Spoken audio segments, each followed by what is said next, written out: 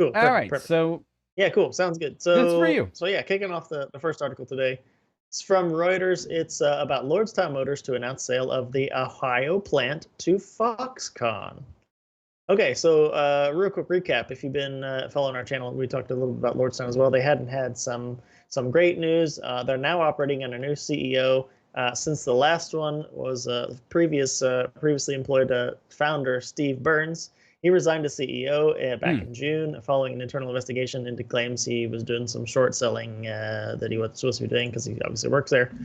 But now they're under a new CEO. They're still trying to get their truck out the door at this Ohio factory. If you're not familiar, too, they acquired this factory from GM. It's a very large factory, 6.2 million square feet, so quite large. But they're only using 30% of the footprint of this factory. And basically, what this is talking about here is so Foxconn hasn't been doing Lordstown hasn't been doing really good, of course, with all this relatively not great news. But they're still, the truck, from what we've seen, the truck still looks nice. People that have been in it and driven it says it's a nice truck. But nevertheless, business is more than just the product sometimes. But nevertheless, here this is talking about how basically Lordstown is talking to Foxconn to possibly sell this plant to them. And the tie-in Mike kind of alluded to a little bit earlier is, if you guys remember, Foxconn is already in deals with Fisker to develop their electric car, but they didn't say where they're going to build this thing. And I did find it a little research, and looking back to July, there was some news that Foxconn was looking to maybe put a factory into Wisconsin, but that that was just something that was buzzed back then. But possibly now they're looking at obviously this thing here. So just kind of giving you the full kind of rundown, like right of now. If we're looking up the stock for Lordstown, if you guys remember, or just look it up, of course, back in February, Lordstown stock was over $30. Today they are up 9% today, but it's down about $8. So, not quite where, man. I mean, this is, Foxconn makes, as you mentioned before the show, Foxconn makes, Apple products. They make a bunch of stuff. They make other computer products.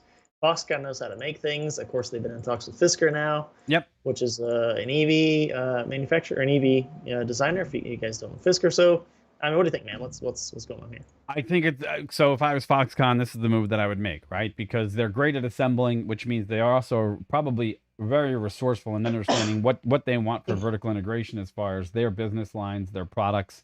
Sign an agreement with Lordstown to take over this factory. Look, this could be, first of all, this could be an injection of capital that Lordstown actually needs to start making good on their production promises, their vehicles. So that is a plus for Lordstown, which makes perfect sense, right? Number two, it buys them time for Lordstown. It gives them a perfect opportunity to say, hey, we've now got this capital that we needed to make it the distance for these cars to actually their trucks to make it to marketplace. Which I specifically have been very hard on Lordstown. I have come out and said, look, it was all bad news for them just a few months ago, and I didn't expect them to survive. So if this is a cash move to try and secure some of the assets that they've already used, because remember, August 2020, GM agreed to invest $75 million in Lordstown, right? So, and that also means that the plant and everything else was valued at about $20 million. Great. All right. Next part is, with Foxconn coming on board, does that mean that they could also now possibly start building vehicles for Lordstown? Is that part of this also agreement that they have? And like you did say that I said before the show, they're really, really good at assembling things, okay? Your cell phone, most likely, was built by Foxconn. They have their way about bringing things to market at a low cost when it comes to labor and obviously assembly costs.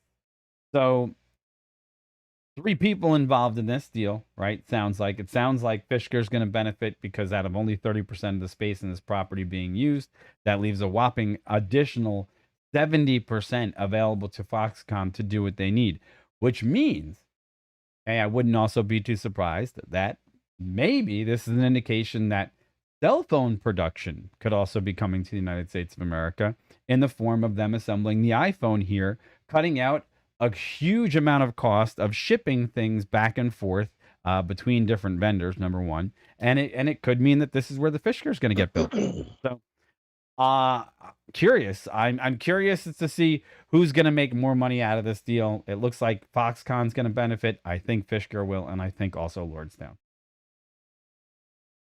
Yeah, I don't know. I mean, I'm just trying to, as I continue to look around the internet as you're talking there, I'm trying to see if there's more information on the deal itself. And I mean, it just says that. I mean, this is pretty much hot off the press. This is just Thursday, so they just announced this, that they're in talks. So we don't know the specifics of the deal. So yeah, we will bring this to you ASAP, because we're also following, obviously, as we've said, Lordstown, we're following Foxconn, we're following Fisker. So all interesting stuff. So yeah, as soon as we can find out something, we'll let you guys know. Yeah, and it looks like Foxconn was trading at about $68 just the other day, and it looks like they're trading at about 70.